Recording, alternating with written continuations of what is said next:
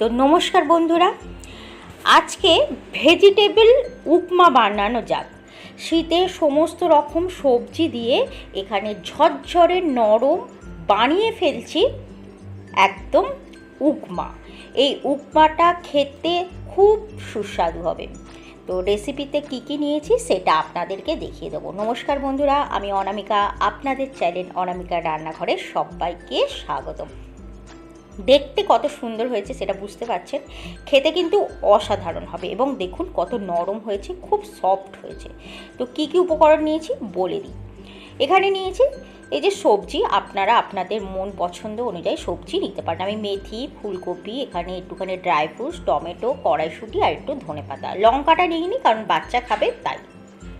আর এখানে সুজি নিয়েছি, মোটা বা পাতলা সুজি, যে কোনো সুজি হলেই হয়ে যাবে। তেলটা প্রথমে গরম করতে দিয়ে দিয়েছিলাম, আর তেলেতে এখানে দিয়ে দিচ্ছি একটু কালো জিরের ফোড়ন। ফোড়নটা খুব সুন্দর একটা গন্ধ আসলে তখন এখানেতে কি দিয়ে দিতে হবে দেখে নিন। অল্প একটু হলুদ। এই সময় হলুদটা দিয়ে দিলে সবজিগুলো ছিটকে আসবে না গায়ে। আচ্ছা, ফুলকপি অল্প একটু নিয়েছি, একটু নাড়াচাড়া করে নিচ্ছি, মানে একটু ভাজা ভাজা করে নিচ্ছি যাতে এর ডাঁটাগুলো একটু ভাজা ভাজা হয়ে যাক আর মানে সেদ্ধটা হয়ে যায়। আর দিয়ে দিচ্ছি টমেটো। টমেটো আমি কিন্তু অল্প দিয়েছি, প্রত্যেকটা সবজি কিন্তু আমি অল্প অল্প দিয়েছি, খুব বেশি দিইনি।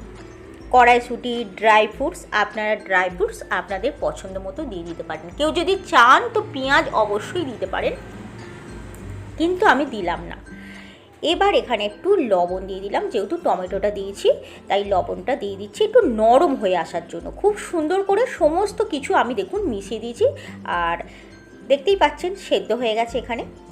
এবার দিয়ে দিলাম কিন্তু এখানে আমি সুজিটা দিয়ে গ্যাসের ফ্লেমটা প্রথম থেকেই আপনাদেরকে বলে দিতে ভুলে গেছি, লো টু মিডিয়ামে রেখেই এটা বানাচ্ছি।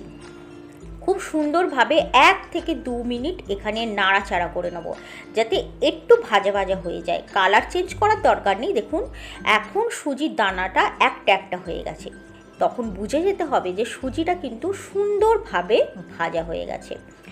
আর হলুদটা দেখুন খুব কমও হয়নি, খুব বেশিও হয়নি। এই সময় এখানে দিয়ে দিচ্ছি মেথি পাতা। মেথি পাতাটা একটু ছোট করে কেটে নিয়েছি, অল্প একটু দিয়েছি কারণ এটা তেতো হয়, তাই এখানে অল্প একটুই মেথি পাতা দিয়েছি। আর নাড়িয়ে চাড়িয়ে নিয়ে নিলাম। নাড়ানো চাড়ানো হয়ে গেছে। এটা হচ্ছে গরম জল।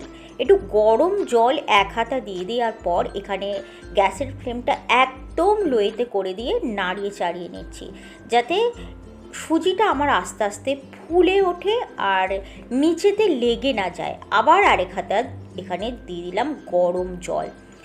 সুন্দরভাবে আবার সব কিছু মিশিয়ে নিচ্ছি।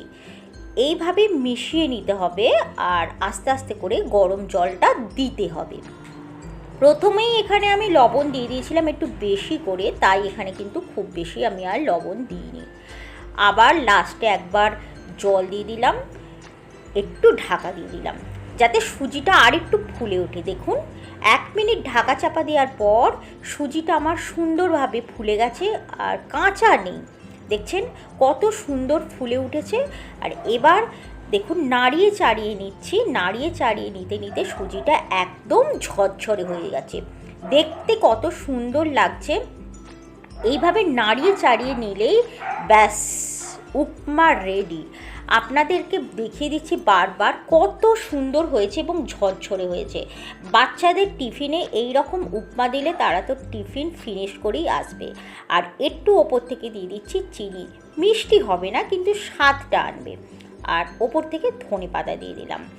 এবার এখানে নাড়িয়ে চাড়িয়ে নিয়ে নিলাম। দেখুন সমস্ত কিছু মিশে একাকার হয়ে গেছে। গ্যাসের ফ্লেমটা কিন্তু আমি বন্ধ করে দিয়েছি।